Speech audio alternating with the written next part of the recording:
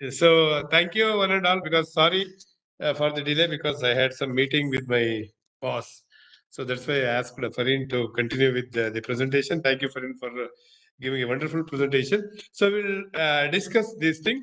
So welcome to the presentation. Today we have to be discuss 4 points. One is writing methodology. What are the steps to write methodology? The second one is ethical considerations, how to consider the ethical things. The third one is IEC, that is Institutional Ethical Committee. And the last but not the least is hypothesis development. So we will talk about these things. So I think Farin has covered many of the things. So I will summarize the things. Okay. The first and foremost thing for you is that how to write a title for the synopsis. These things are very, very important for you. So how to write synopsis title. So title should have 3 things. Title should have 3 things. One, title should have a problem. Title should have a design. Title should have a solution. So when you talk about a title should have 3 things. One is title should have a design. Title should have a problem. Title should have a solution. Now, you may ask me a question that what is meant by a design. So we will talk about the design. So you have to go to one of the important area. You have to choose that area, and based on the area, you will decide the design. So we are having many designs. So clinical area is one of the design. You can say I am doing work on clinical, so it is a clinical design. So we are having many designs. When I talk about the clinical, we are having many designs. You can compare about 2 drugs, and it is called as comparative design. You can compare between a standard drug and a trial drug. You can compare between a standard drug and trial drug, and it is called as a control design, because you are controlling and comparing with the trial drug. You are controlling and comparing with trial drug. We call it as a trial design. We call it as a comparative control. Comparative control. So when I talk about design, you have to mention the name of the design. There are many designs are there. So we are having sampling techniques. That is, you have told all those things. No. Okay. So you have to talk about design. Then how to identify the problem? So first of all, you have to identify the problem. Now question comes, sir, from where to start? How to start? What to start? When to start? All these questions, you should have these questions in your mind. When you talk about something, you wanted to talk about COVID. These questions on COVID. One, what is COVID? Then how it spreads? When, why, where, and what? So if you try to answer these questions, you will get to know that, okay, I am getting some good answers for some questions, and I am not getting some good answers for some questions. If those areas are there, those areas are called as gap areas. You are getting some gap for that question. You are getting some gap for that question. I will give you an example. Mr. X is a handsome guy. Mr. X is a handsome guy. So that means you will get to know what is meant by handsome. Whether his height is very good, his weight is very good, or his personality is very good, or his dressing sense is very good. So you will try to list out why he is handsome. You got my point. When you get these things, then you will have a standard thing. Okay. Oh, to say handsome means these are the qualities I require. Out of these qualities, this person is having this much of quality. So you are comparing a standard, and you are observing the characteristic in a person. So compare between these two. When you compare between these two, you will get some gap. The gap is nothing but your intervention.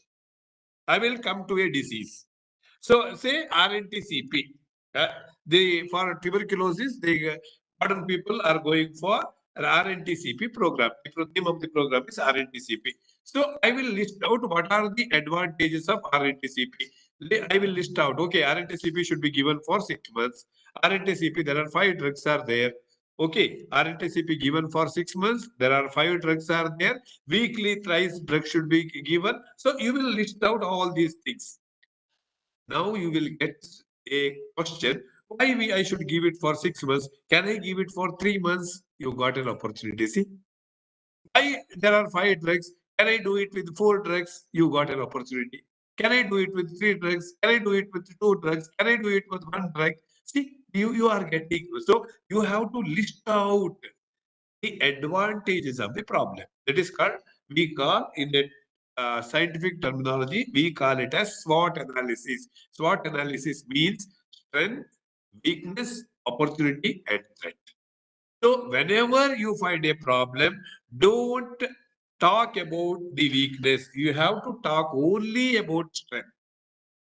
Suppose if I say this person is a cruel person, what you will get? You will get only the threats. Okay, I should not talk with him. I should not touch with him. I should not quarrel with him because he's wicked. He is a cruel person. If I say that person is very good person, you can talk. So that's why whenever you get a problem, try to discuss the problem in terms of strength. Try to discuss those problems in terms of strength. Then you talk about when you get the strength. Then when you go on discussing the strength, you will get the opportunity. So strength is there, opportunity is there. Try to do the gap analysis between strength and opportunity. You will get the intervention. So that's why write a title.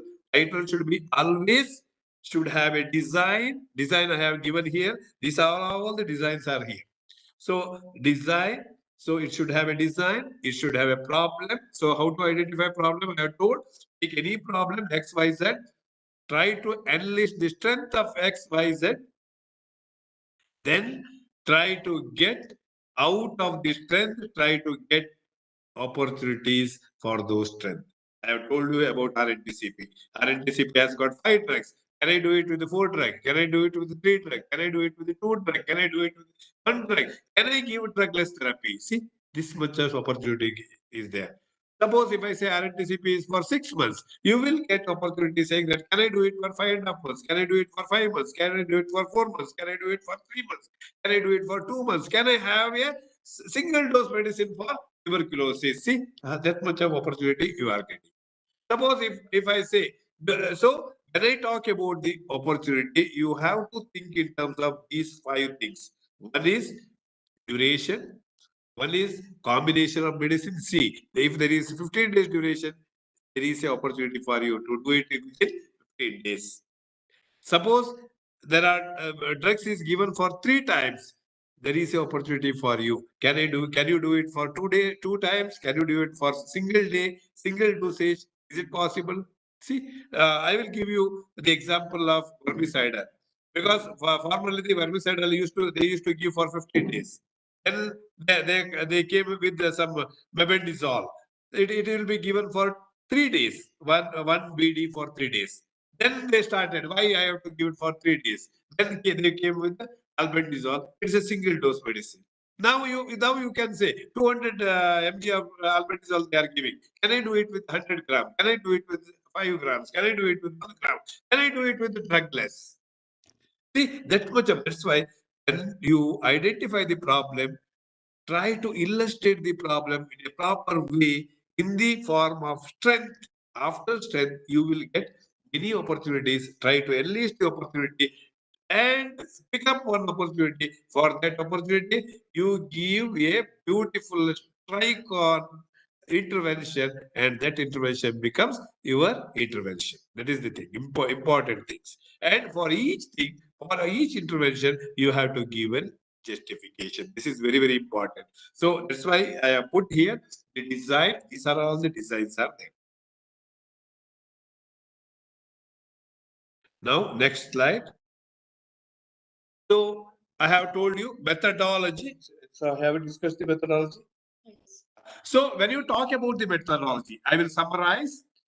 First and foremost, to do a research, you have to work on data. Without data, you cannot do the research. So you have to get the data.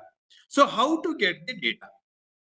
Without data, you cannot work and give the research answers. So here, when you try to collect the data, there are particular directions are given in research plan.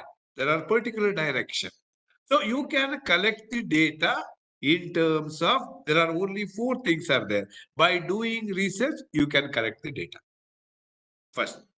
Second, you can collect the data by questioning the things, questioning about variables. You have seen in your house, the representative will come, sir, I wanted to give you a question here. So we are manufacturing some soap, Vim or Rin or Rexona. So they will give you 5 or 6 questionnaires. And you have to take yes or no, whether you are using Rexona or not, yes or no, how many days you are using, since how many days you are using, whether you are happy with the order, whether you are happy with the presentation, whether you are happy with the. So they are collecting the data in the form of questionnaire. This is called questionnaire. First is experiment. Second one is questionnaire by questionnaire. Third one, you can do it with survey also. Survey is one of the important things. The fourth one is you can do it with the interview.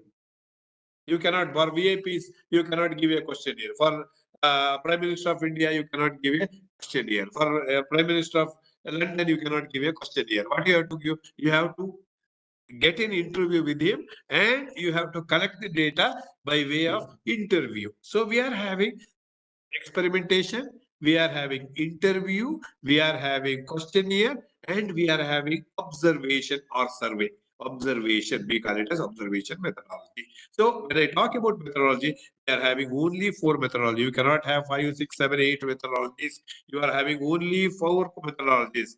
One, by experimenting. Second one, observation, experiment. Suppose if you wanted to do some new drug, you have to experiment. So that is experiment. Observation, clinical trial. All clinical trials are observation methodology. Clinical trials. Suppose if you wanted to know what is the prevalence of tuberculosis in a population, what you will do? You will go to house and house-wise survey you will do, and it is nothing but your questionnaire. Or otherwise, you wanted to know prevalence of diabetes in hypertensive patient. What you will do? You will go to the diabetes house and you take an interview of them, whether you are having diabetes for how many days, how many days, are you having blood pressure, all those things, data will be collected. So this is called collection of data. How you will collect the data? Please note, in a methodology, you have to write correctly what is the method you wanted to follow. There are only 4 methods: experimental method, observational method, and the interview method. The last but not the least is questionnaire method. So when I talk about questionnaire method, you have to formulate the questions.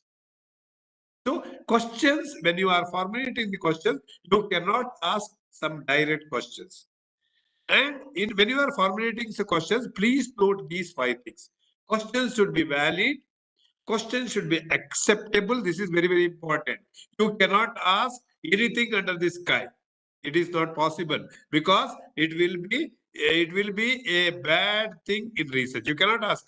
So, do you have an Audi car? Do you have a Benz car? Do you have a Maruti car? You cannot ask like that because you cannot ask the personal things of the subject or patient. This is very important. You should ask only questions which is needed to collect the data about that problem. If it problem is disease, you have to ask only about the disease. Then the third one, whenever you collect the data, confidentiality. This is very important. Ethical behavior of the research.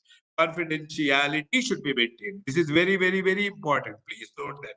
You cannot collect. You will collect the data and you will throw the data in a dustbin, or you will give the data to because Farid has told that when you talk about data, it's like primary data, secondary data, and all those things. Okay, it is a secondary data. I will throw the data into the dustbin. You cannot do that.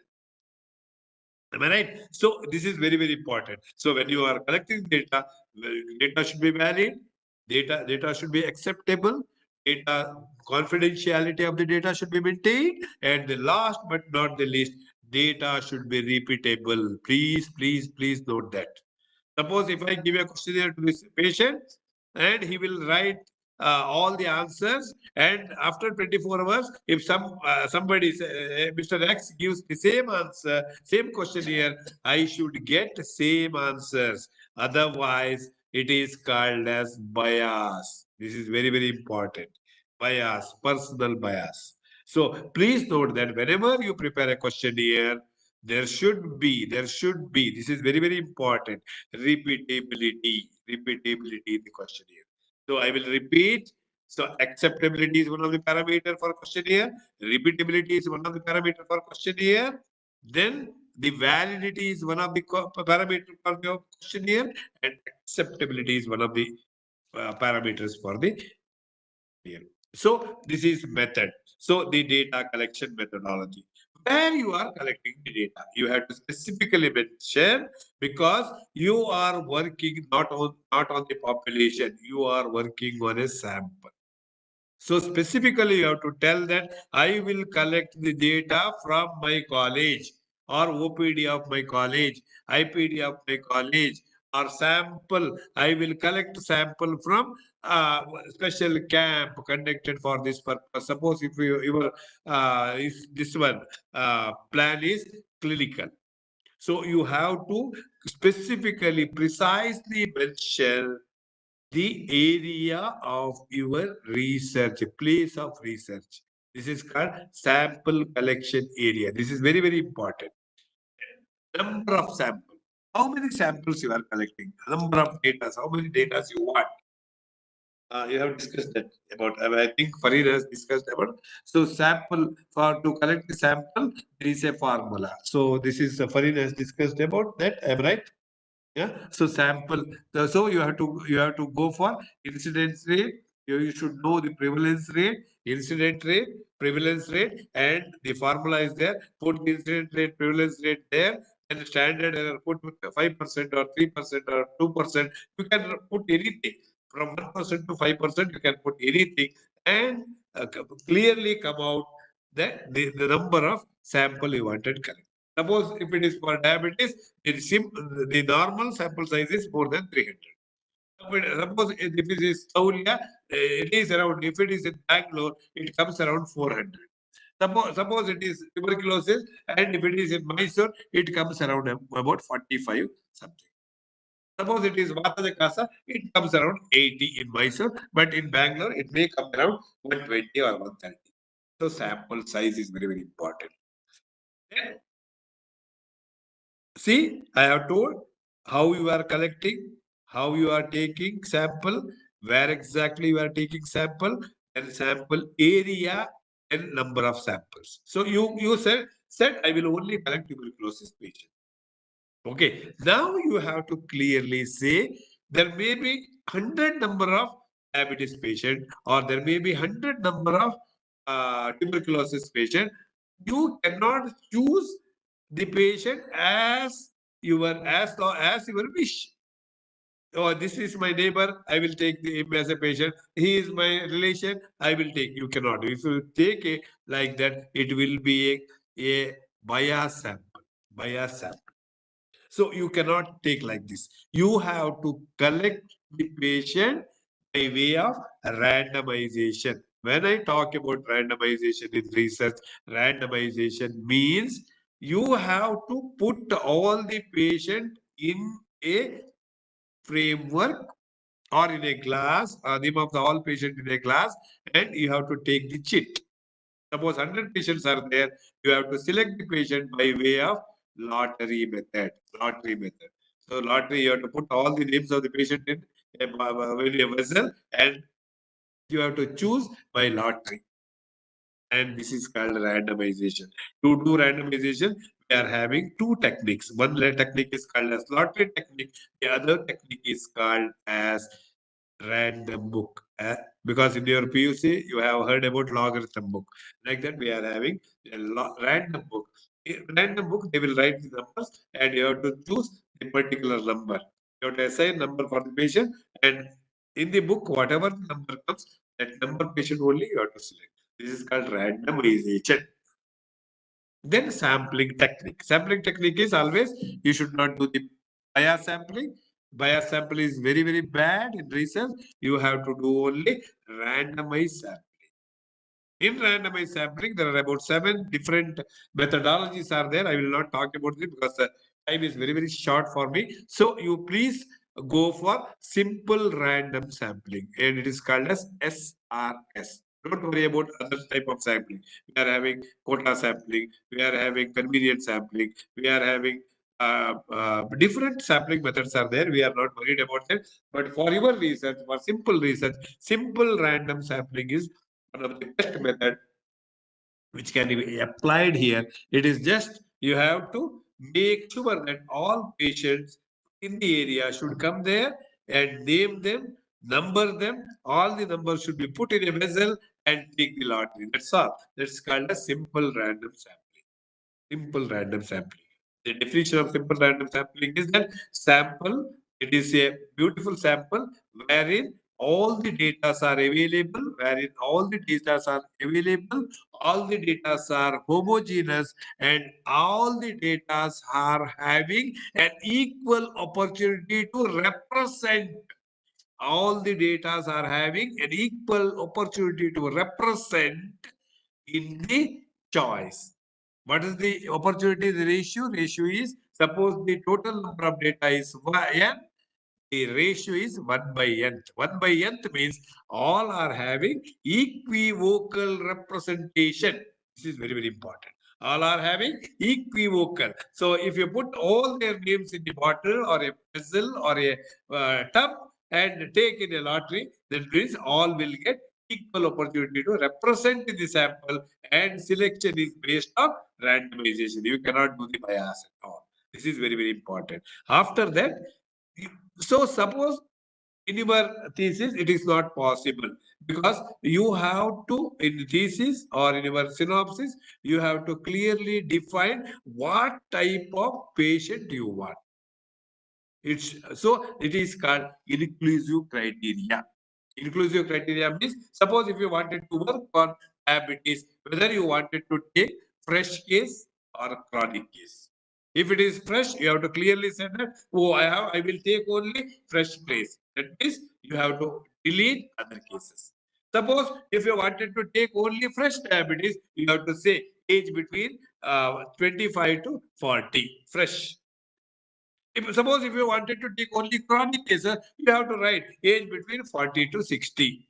If you wanted to take only the problematic cases, wherein Prameha Upadrava cases you wanted to take, then you have to say, I will only take chronic cases, because fresh cases you should avoid it, because Prameha Upadrava will not be there in fresh case. So you have to define the case. So defining the case on the basis of specificity is called as inclusive criteria. Specificity, because I need only this much of case. So specificity is based on 4 things. One, age-wise specificity. I will take only the patients who are between 20 to 40 or 40 to 60 or 60 to 80. See, age-wise specificity. The second one, diagnosis by specificity. This is very, very important. Inclusive criteria based on diagnosis. I will take the diabetic patient who are having FBS more than 160 to 200. So you have diagnosed it, and inclusive criteria based on the range of diagnosis. This is very, very beautiful. So when you say that specifically 200, within 200, I will take FBS within 200, FBS within 250, when FBS within 300, you should take only cases of that only. You should delete all other cases. You should exclude all other cases. See, inclusive criteria. At least you put at least 2 to 3 points on inclusive criteria, and you have to write exclusive criteria also. This is methodology. Exclusive criteria. Which are the patients you wanted to delete?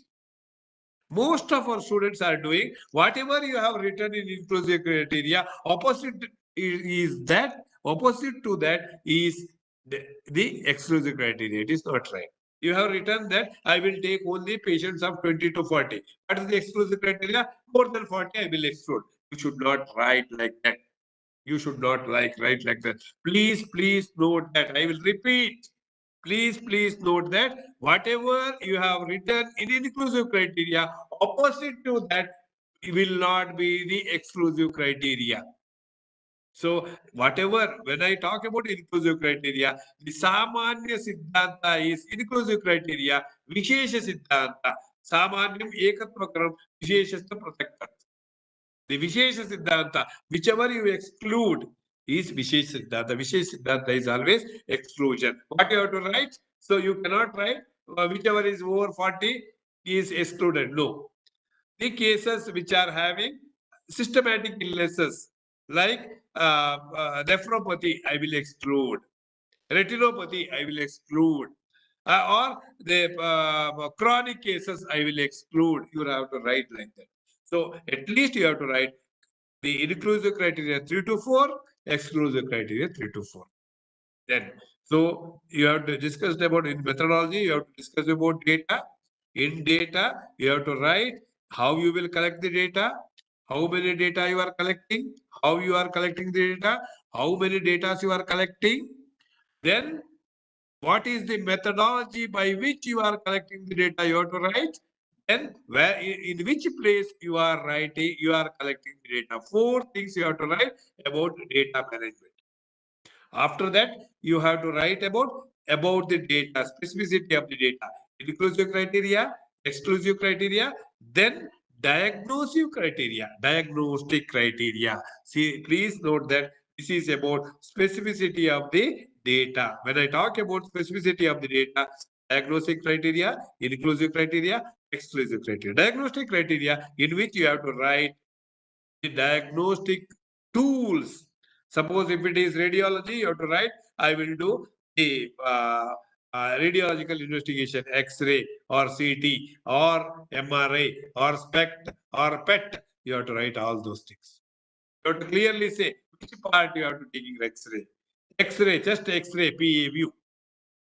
Or just X-ray, AP view. You have to write specifically. So radiological over blood investigations, biochemical parameters, you have to write all the biochemical parameters which is related to the disease. I have seen many synopses where they will routinely write all hemogram, HBT, CSR, and all other things.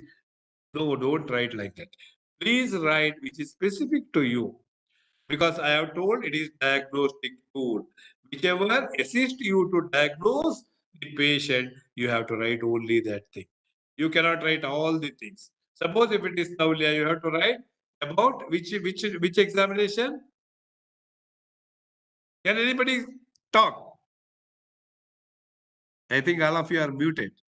So you have to talk about cholesterol. You have to talk about the cholesterol, content of the cholesterol, diagnostic criteria. So when I talk about specificity of data, inclusive criteria, exclusive criteria, diagnostic criteria. Okay. For the purpose of research, you need some tool, and these tools are called as assessment tools. Assessment tools. So how you will assess? How you will say that your treatment is is successful? How you will analyze it? So you should have a assessment scales. For that, for psychological batteries are there, or you can develop your own skill. Because when I talk about qualitative analysis and quantitative analysis, for qualitative analysis, we don't have scale. For Ayurveda, for Brahma, we don't have scale. For Shiroshula, we don't have scale. For some Veda, all Vedanas, you don't have scale. You have to develop your own scale. See, for Vedana, severe Vedana, it is 3. Medium Vedana, it is 2. Low Vedana, it is low Vedana, 0. Like that, you have to construct your own scale and standardize the scale. This is very important. Many of our researchers are doing scaling, but they are not standardizing. So you have to do a pilot study, and in the pilot study, you have to do the standardization of grading. So this is called assessment. So after assessment, you have to write something statistical analysis because you have to prove your hypothesis. How you will prove? You need a statistical tool. So you have to write in which statistical tool you are doing these things. Okay. The last but not the least part of methodology is ethical approval. So we will talk about ethical committee. Ethical committee is nothing but each and every college has got its own ethical committee. It is called institutional ethical committee, wherein the ethical committee will review or ethical committee will approve your clinical research study synopsis and your clinical study protocols. So you have to submit your synopsis to the ethical committee. They will review it and they will see whether these things are apt or not. Whatever you have written is apt. Whatever you have written is beneficial to the patient because the ethical committee has got a right to discuss beneficiency versus maleficiency. If it is maleficient, if it is not beneficial to the patient, they will say you don't do it. So this is very, very important. There is a scientific committee in your college, and scientific committee will oversee the scientific writing scientific skill of your synopsis, but ethical committee will oversee whether the project is beneficial to the patient, the project is beneficial to the science, the project is beneficial to the society. This is very, very important for you. So you have to do the patient, you have to do the project on the basis of beneficiency to the patient, beneficiency to the science, beneficiency to the sample, or beneficiency to the population. Whether it is beneficial or not, it is reviewed by the ethical committee. So ethical committee, this is composition of ethical committee. We will not talk about that. This presentation, I will hand it over to the Atrimed people, and they will send all these presentation to you. You can see whenever you wanted to see this presentation, you can review it and you can learn about the writing the research.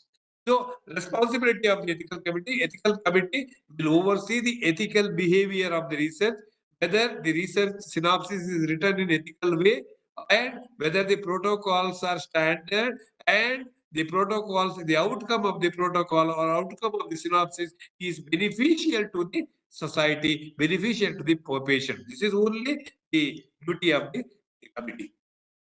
So they will see, because these are the very, very important when you are writing the synopsis. This is very important. You have to first and foremost step for the ethical committee is that first you have to submit it properly, the protocol, to the committee. Then when you are submitting, there should be informed consent form. Please note that without consent, you cannot do a clinical trial at all, because the subjects are not animals, subjects are not slaves, so they have to give the consent. Consent is very, very important because it is legally bounded. Suppose something happen in the research, you will be safe if you are taken a consent form. Please note that you have to write a consent form. Then recruitment procedures, data collection. Recruitment means data collection procedures. Whether you have done it randomizely, whether you have taken sufficient number of samples, whether the samples collected are perfect or not. These things they will review it and they will see whether you have taken written information, written consent from the patient, and the safety of the information, safety and efficacy of the problem. Then suppose if it is safe also, whether there is any monetary benefit to the researcher, because they will see, because there should not be any adverse reaction, there should not be any monetary things. You cannot take some money from the patient. This is very, very important. So they will ask about the safety of the safety of the intervention. Then talk about the adverse reactions, then drug interactions, then drug reactions. All those things they will ask you. This is very important. Then CV of the investigator, whether the researcher is qualified or not. This is very, very important. Whether the researcher is having a PI, whether funding agency is G9 or not. All those things can be reviewed by the committee. Then Right. Then approval. So after reviewing, they will give you the approval, and approval should be signed by the chairperson and all the members. Please note that there should be signed copy of the chairman, and it should be given to you. If you are not getting that form, you should not do the research at all. Okay, this is very, very important. Suppose there should be always the odd number of members. Why odd numbers? 9, 7, 11, like that members should be there, because suppose if there is a difference between the members, it should be put on the votes, and whoever get the majority, that decision will be taken. The decision will be taken on the majority. This is very, very important. Then animal, so suppose you are doing in vivo, in vitro, or animal studies or cell line studies, you should take permission from a animal ethical committee. This is very, very important. This is about freedom of animal welfare, ethical committee, all those things we have talked. So you can read it out because time is not there. So I will discuss about statistics now, because this is very, very important. Statistics is very important. Statistics is very, very important for you. So this is about statistics. We will not talk about that. So here you have to write this, because when I talk about statistics, you have to write these things, because you have to write statistical tools in your this one. So statistical tools, you have to write first about descriptive statistics. Whether you are doing some graphs, whether you are doing some tables, whether you are collecting the data in the form of table, or whether you are collecting the data and you are representing data in the form of graphs, you said say descriptive statistics will be utilized. When table is there, when the graphs are there, when you are using SPSS software, there is a software is there. If you put the data in the software, SPSS will give you a graph. SPSS, there is notepad is there, graph pad is there, SPSS is there. So all those will give you the graphs. So when you are utilizing this, say please write the first heading that descriptive statistics will be used for the study. That means when you write descriptive statistics, you will say data analysis of the data in the form of tables, in the form of graphs. There are many graphs are there. Pie diagram is there, bar diagram is there, horizontal bar diagram is there, vertical bar diagram is there, parallelogram is there, histogram is there. All those includes under descriptive statistics. So you please write, I will utilize the descriptive statistics. That means you are taking bar graph, you are taking pie graph, you are taking tables, different tables, horizontal bar diagram, vertical bar diagram, pie diagram, and all those things you are talking. Then second, you have to write about inferential data. What does it mean? So you have given your protocol to the IEC committee. IEC committee has given the approval. You have started the research. You have started the research without any bias, and you got one of the best results. But my question is that whether the result you obtain may be by chance or by choice. You got my point? It may be by chance. Can you give me a guarantee that if I give Damaisal Loha for 10 Pandu patients, can you give me guarantee that 100% you will get success? There is a probability that if you don't give the Loha, also the patient may be okay. That is called chance occurrence and choice occurrence. So in research, we need choice occurrence, not chance occurrence. We have to say, when I talk about the inferential statistics, we are calculating the results you obtain is by chance or by chance. So for that, we are having many tests.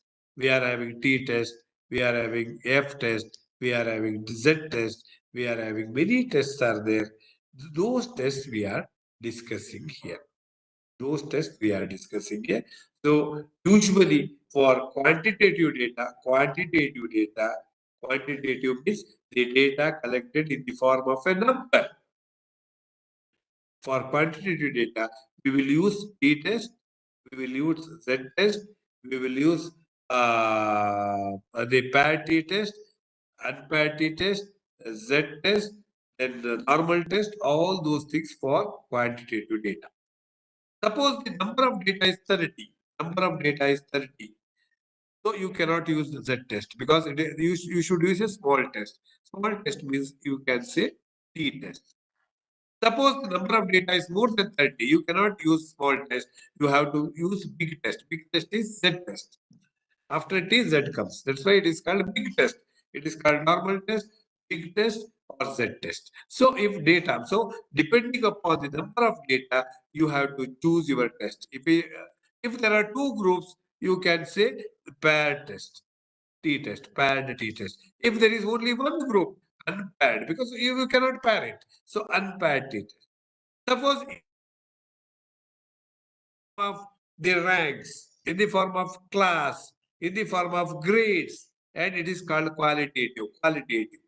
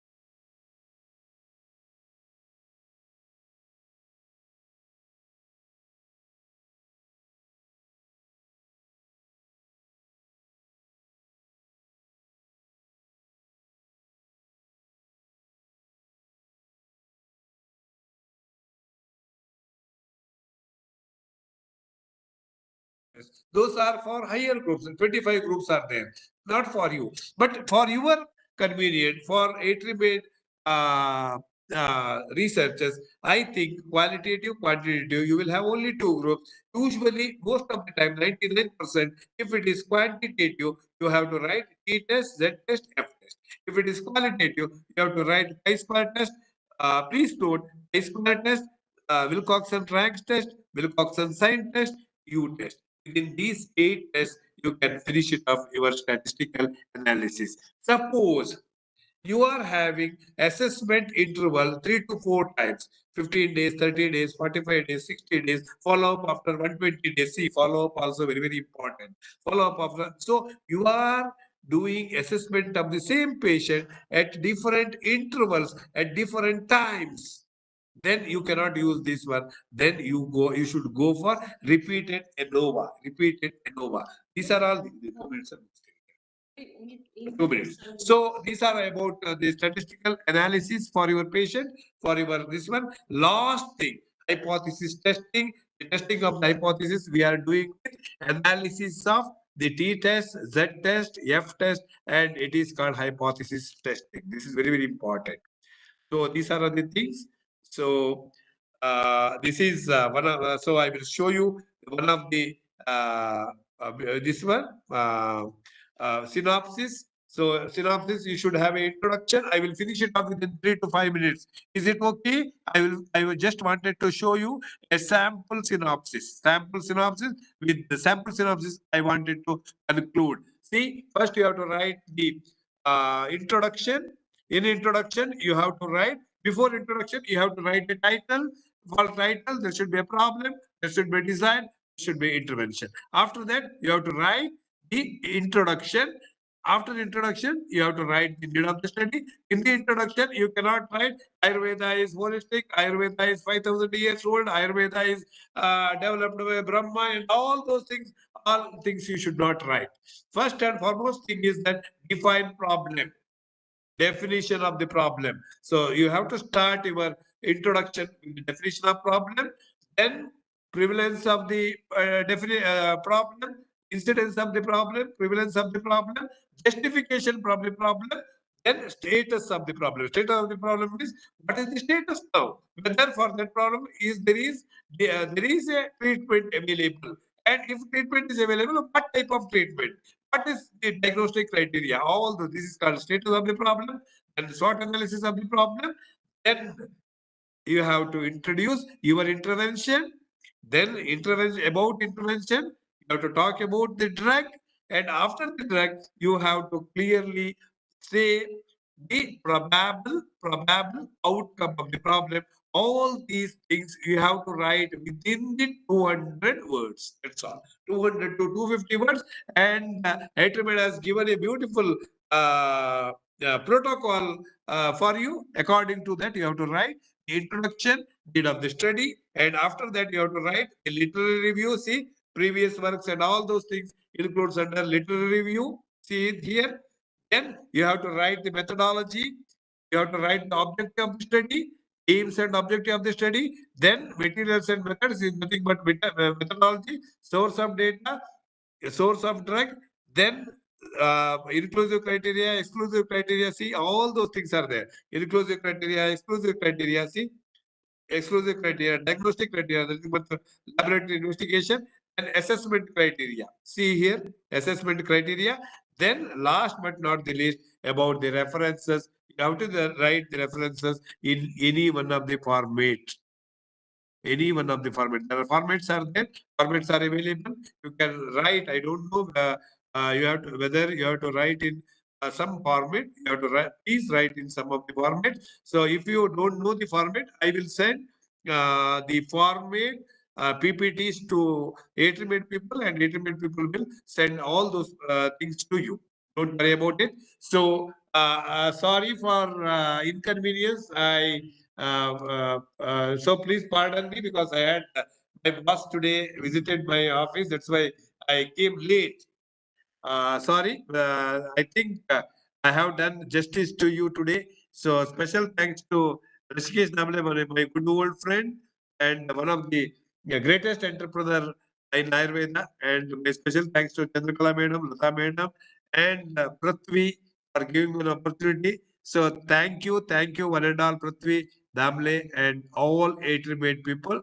And my special thanks to Fareen also because she has taken the lead today by starting this presentation. So thank you one and all. Before I exit, best of luck to you. Hats off to you. Please write synopsis today and send the synopsis within the stipulated time, and please give an overwhelming support for this beautiful beautiful activity of Atrimed. I want such many activities which are educationally oriented, which are innovative in future days to come. Thank you, Prithvi. I hand over it to Prithvi.